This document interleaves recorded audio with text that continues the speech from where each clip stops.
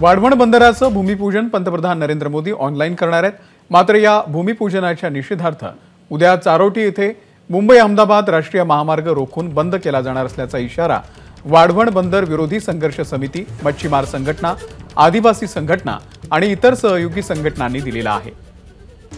त्यासोबतच वाढवण बंदरामध्ये लाखो लोक हे काळे झेंडे दाखवून भूमिपूजनाचा निर्णय मागे घेण्याचा आग्रह धरून काळा दिवस सुद्धा पाळणार आहेत। सर्व नियम, कायदे, अटी, शर्ती धाब्यावरती बसून वाढवण बंदराला परवानगी देऊन हिरवा कंदील दाखवल्याचा आरोप या भूमिपुत्रांकडून केला जातोय।